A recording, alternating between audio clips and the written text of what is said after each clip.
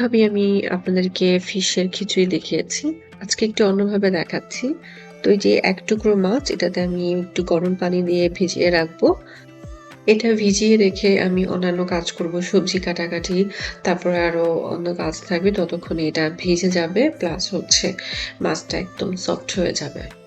আপনাদেরকে সেম মাছ নিতে হবে এমন না। আপনারা যেকোনো মাছ এখানে নিতে পারেন। আজকে যে সবজি দিয়ে করব সেটা হচ্ছে মিষ্টি আলু, বাঁধাকপি আর হচ্ছে পালং শাক, যেটা ফ্রোজেন স্পিনাচ। আমি এখানে ফ্রোজেনটা নিয়েছি। আপনারা ফ্রেশটা চাইলেও নিতে পারেন।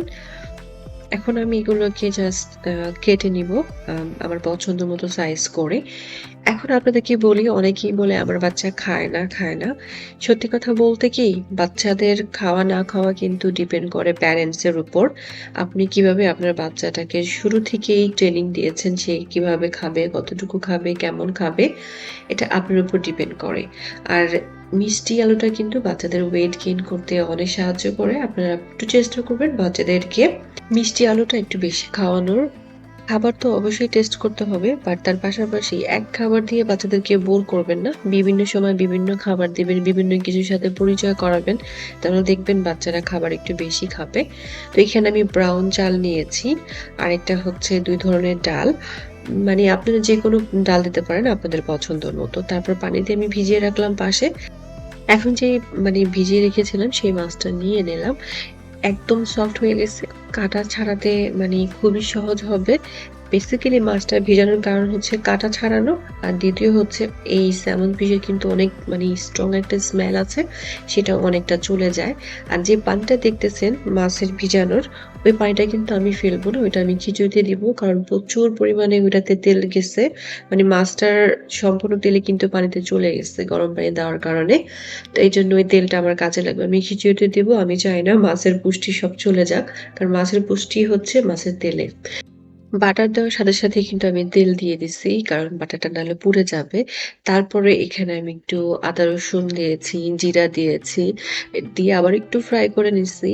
এখন মাছটা দিয়ে আরেকটু ফ্রাই করে নিব। মাছটা হালকা একটু ফ্রাই করলে কি হয়? গন্ধটা চলে যায়। যখন গন্ধটা চলে যাবে তখন এর মধ্যে আমি একটু মসলা দিয়ে দিচ্ছি হলুদ, জিরা পাউডার, ধনিয়া পাউডার আর হালকা একটু গরম মসলা। এই গরম মসলা দেওয়ার কারণে মাছটাতে অনেক সুন্দর একটা মাংস ফ্লেভার আসছে। তারপর একটু লবণ আর হচ্ছে বাঁধাকপি দিয়ে আমি এটাকে ফ্রাই করে নিচ্ছি। বাঁধাকপিটা আগে একটু সিদ্ধ করে নিব, কারণ এটা একটু শক্ত ভেজিটেবলস, বাকিগুলো একটু সফট। তো বাঁধাকপি দিয়ে আবার একটু পানি দিয়ে এটাকে সিদ্ধ করতে দিয়ে দিব। এটা যখন প্রায় 80% সিদ্ধ হয়ে যাবে বাকি সবজি দিব। তো আমার পাশে আমার সায়ান খেলাধুলা করছে। আমি যখন রান্না-বান্না করি সে আমার আশেপাশেই থাকে। তো যখন বাঁধাকপিটা মেক্সিমাম সিদ্ধ হয়ে গেছে, চাল, ডাল, তারপরে হচ্ছে মিষ্টি আলু, স্পিনাচ এগুলো দিয়ে আবার একটু নেড়ে-চেড়ে আমি হালকা একটু ভাজা করে পানি দিয়ে দিব। আর এখানে আমি একটু কাঁচামরিচের মাথাটা ভেঙে দিছি। আর আমার ছেলে ঝাল খেতে পারে। আর আমি চাই ও ঝাল খাওয়া শিখুক। কারণ ঝাল খাওয়া শিখলে না অনেক কিছুতে সুবিধা। আমাদের রান্নায় কিন্তু আমার ছেলে খেতে পারে। এজন্য ওর খিচুড়িতেও আমি চাচ্ছি যে একটু ঝাল থাক।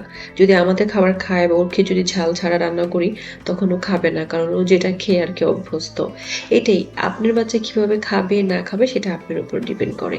তো এই যে মাছের যে পানিটা ছিল সেই পানি আর আরেকটু এক্সট্রা পানি দিয়ে এটা এখন আমি একদম প্রপার সিদ্ধ করতে দিয়ে দিলাম। আর কোনো প্রসেসিং নাই। যখন এই যে সবকিছু প্রায় সিদ্ধ হয়ে আসছে, মরিচটা আস্তে করে উঠিয়ে ফেলে দিব। কারণ হচ্ছে যদি আমি ভুলে এটাকে ম্যাশ করে ফেলি তাহলে পুরো খাবারটা অনেক বেশি ঝাল হয়ে যাবে। এই মরিচটা অনেক ঝাল ছিল। তো এজন্য আমি আগে থেকে উঠে ফেলে দিলাম। এখন আমি এটাকে একটা হ্যান্ড মেশার দিয়ে ম্যাশ করে নিচ্ছি। আপনারা চাইলে ব্লেন্ড করতে পারেন, না চাইলে ম্যাশ নাও করতে পারেন। যেভাবে আপনাদের বাচ্চা খায় সেটা আপনারা জানেন, ওইভাবে করে নিবেন। আমি মাঝে ম্যাশ করি, মাঝে করি না। কারণ আজকে দেখলাম যে একটু সবকিছু আস্ত ছিল তাই একটু ম্যাশ করে দিলাম। এখন বাকি যে খাবারটা অনেকেই কোয়েশ্চেন করেন, আপু বাকি খাবার কি করেন?